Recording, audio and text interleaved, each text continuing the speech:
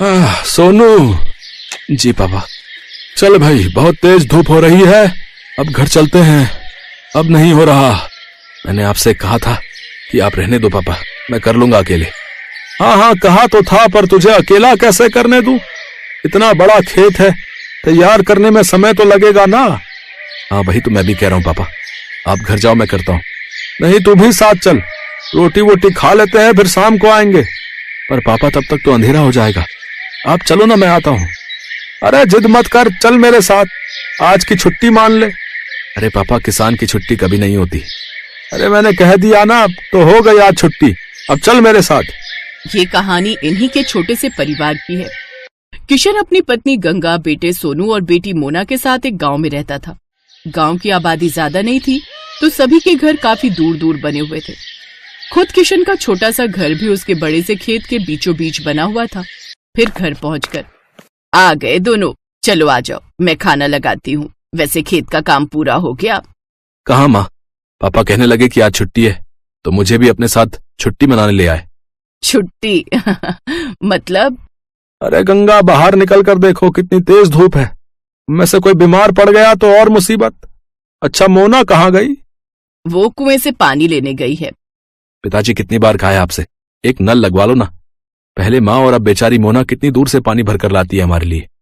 तो क्या हो गया बेटा, तुम दोनों भी तो कितनी मेहनत करते हो हमारे लिए। हाँ माँ, पर नल तो होना ही चाहिए ना। ठीक कह रहा है तू। अच्छा चल, इस बार की फसल बिक जाने दे, अब की बार सबसे पहले नल खुदवाऊंगा। किशन से वादा लेकर सोनू के चेहरे पर संतोष था और वो खाना खाने लगा। तभी खाना खाते हुए, अच्छा मैं क्या कह रही थी सोनू के बापू? हाँ बोलो ना गंगा। इसकी शादी वादी करनी है कि नहीं?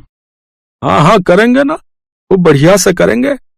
रहने दो पिताजी, इतनी परेशानियां क्या कम है जो एक और मोल ले लूं। पत्नी परेशानी नहीं होती पगले, वो तो परेशानी से बाहर निकलने का जरिया होती है। देखना, बहू आ जाएगी तो किस्मत खुल जाएगी हमारी। हाँ भैया, माँ सही कह रही है। कह तो ऐसे रही हो माँ, जैसे वो आएगी तो आसमान से पैसा बरसने लगेगा। पहले कुछ पैसे वैसे इकट्ठा कर लें, फिर सोचेंगे इसके बारे में। ऐसे ही कई महीने बीत गए। किशन की फसल पककर तैयार थी। इस बार किशन की अच्छी फसल हुई थी। फसल से किशन को अच्छे पैसे भी मिले थे, तो वादे के मुताबिक किशन ने सबसे पहले घर में एक हैंडपंप खुदवाया और फिर उसी शाम। हाय, कितना मीठा पानी आ रहा है। सोनू के बापू, ये काम आपने अच्छा कर दिया। अब सुनो, इससे पहले कि कोई और बड़ा खर्चा आए, सोनू का ब्याह भी कर दो और उसके लिए कमरा भी बनवा दो। ना माँ, अभी तो। चुप कर, तूने कहा था ना कि पहले नल फिर बहू। ले, अब लग गया नल, अब तू कुछ नहीं बोलेगा। माँ की बात सुनकर सोनू चुप हो गया। फिर उस दिन से ही गंगा और किशन ने सोनू के लिए लड़की देखना शुरू कर दिया। और फिर क्या हुआ माँ, बात बनी? हाँ बन गई भाई, मुझे तो लड़की बहुत अच्छी लगी। राधिका नाम है उसका, पढ़ने लिखने में बहुत तेज है। पर क्या माँ? उसके बाबा की तबीयत सही नहीं रहती, माँ है नहीं, लेकिन मुझे तो बहुत अच्छी लगी। देखने में भी बड़ी प्यारी है। हाँ, और मुझे तो बहुत समझदार भी लगी। हम तो हाँ कर आए हैं, अब तो शादी की तैयारी करो भाई। कुछ दिनों के बाद सोनू की शादी राधिका से हो गई। राधिका ने ससुराल आते ही घर का सारा काम संभाल लिया। इस छोटे से परिवार में खुशियां ही खुशियां थी। फिर एक दिन, माँ जी, अपना गांव तो बहुत छोटा है, यहाँ तो कुछ ही घर दिखते हैं। हाँ बेटा, शुरू से ऐसा ही है ये गांव। राम राम सबसे है, लेकिन किसी से कोई ज्यादा मतलब रखता नहीं है। सब अपनी अपनी खेती करते हैं और खुश रहते हैं। माँ जी, हाईवे कहाँ को जाता है? दिल्ली की तरफ जाता है बिटिया। आप कभी गई हो दिल्ली? हाँ, एक बार तेरे बापू ले गए थे मेरे इलाज के लिए। बहुत चौड़ी सड़क है भाई, बस वाले ने सर भगा दी बस। इसका मतलब दिल्ली ज्यादा दूर नहीं है यहाँ से। हाँ, पर तू क्यों पूछ रही है? नहीं नहीं, कुछ नहीं, बस ऐसे ही। गंगा समझ नहीं पा रही थी कि राधिका के मन में क्या खिचड़ी पक रही थी। ऐसे ही वक्त बीतता गया। फिर एक दिन किशन और सोनू सिर पकड़े बैठे थे, तभी राधिका चाय लेकर आई। क्या हुआ पापा, कोई परेशानी है क्या? हाँ बेटी, इस बार बड़ी विपत्ति आन पड़ी है। अब की बार बारिश बहुत कम हुई है, सारी फसल सूखने लगी है। बेचारा सोनू नल से बाल्टी भर भर कर फसल सींच रहा है, ताकि हमारे परिवार के लायक तो कम से कम अनाज निकल ही आए। पर पिछले साल तो खूब बारिश हुई थी। हाँ राधिका, तब इतनी बारिश हुई थी कि आधी फसल गल गई थी। खेती किसानी की यही समस्या है, बारिश कम हो तो दिक्कत और ज्यादा हो जाए तो दिक्कत। भगवान जाने क्या होगा आगे। मोना की शादी भी तो करनी है और जब पैसे ही नहीं जुड़ेंगे तो फिर कैसे होगा सब।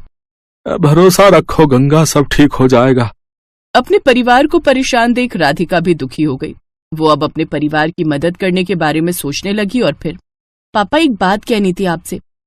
हाँ बेटा बोलना, क्या बात है? मोना की शादी के लिए कितने पैसे चाहिए आपको? क्यों, ऐसा क्यों पूछ रही है बेटी? बताइए ना पहले। कम से कम 5 लाख तो होने ही चाहिए। 3 के आसपास तो जमा है बैंक में, लेकिन 2 लाख का इंतजाम कैसे होगा पता नहीं। मेरे पास एक उपाय है, अगर आप लोगों को ठीक लगे तो। हाँ हाँ बोलो ना राधिका। देखिए, आजकल ना ये शहर वालों को फार्म हाउस वेडिंग और फार्म हाउस पार्टी का बड़ा चस्का है। हमारा खेत हाईवे से लगा हुआ है, दिल्ली भी दूर नहीं है, तो बस हमें हाईवे से खेत तक का रास्ता ठीक करना है, लकड़ी से खेत की बाउंड्री करनी है और कुछ चारपाइयां और सजावट का काम करना है और एक अच्छा सा नाम सोचकर एक बोर्ड लगाना है। बेटा अब मुझे तेरी बात कुछ कुछ समझ में आ रही है। इस सब के लिए पैसे कहाँ से आएंगे? वो 3 लाख रुपए हमारे काम आएंगे और अगर धंधा चल निकला तो मोना की शादी हम धूमधाम से करेंगे। मुझे भी ये आइडिया बढ़िया लग रहा है। अगले ही दिन से पूरा परिवार राधिका के कहने पर काम में जुट गया। हाईवे से लेकर खेत तक बढ़िया टाइलें लगा दी गई, लकड़ियों से खेत की 4 दीवारी कर दी गई और फिर खेत अच्छे से साफ कर उसमें घास उगाकर जगह जगह सुंदर चारपाइयां लगा दी गई। फिर खेत के बीचों बीच एक सुंदर और बड़ी सी खुली झोपड़ी बनाई गई। पूरे परिवार ने जमकर मेहनत की। फिर अगले ही दिन, हेलो, मेरा नाम राहुल है, मैं दिल्ली से आया हूँ। ये रिजॉर्ट पहली बार देखा, क्या परसों शाम के लिए स्पेस अवेलेबल है? हाँ जी बिल्कुल। क्या फंक्शन है? मेरे बेटे का बर्थडे है, केटरिंग मैं खुद देख लूंगा, बस मुझे ये जगह अच्छी लगी। मेरा बजट 20,000 का है, बोलिए आपको चलेगा? जी हाँ बिल्कुल। थैंक यू सो मच, ये लीजिए 10,000 रुपए एडवांस। राधिका का प्लान काम कर रहा था। 2 दिन बाद राहुल ने अपने बच्चे का बर्थडे खूब अच्छे से मनाया। राधिका और उसके परिवार ने पूरे खेत को गुब्बारों और रोशनी से सजाया था। ऐसे ही धीरे धीरे लोगों को गंगा के रिजॉर्ट के बारे में पता चलता गया और लोग आते गए। अब तो राधिका और उसके परिवार को काम से फुर्सत नहीं थी। फिर ठीक 2 साल बाद, भैया खाना जल्दी लगाओ, बारात आने वाली है। जी मैडम, अभी लगाता हूँ। ओहो, मोना तैयार हुई कि नहीं? मोना, मोना आ जाओ भाई। देख रही है राधिका अपनी ननद को? हाँ माँ, परी से कम नहीं लग रही है। सब आपकी वजह से है भाभी, मेरी नहीं हमारी वजह से। और सुनो, अपने पहले बच्चे के पहले बर्थडे के लिए अभी से बुकिंग कर लो इस रिजॉर्ट की। क्या पता तब ये स्पेस खाली हो या ना हो।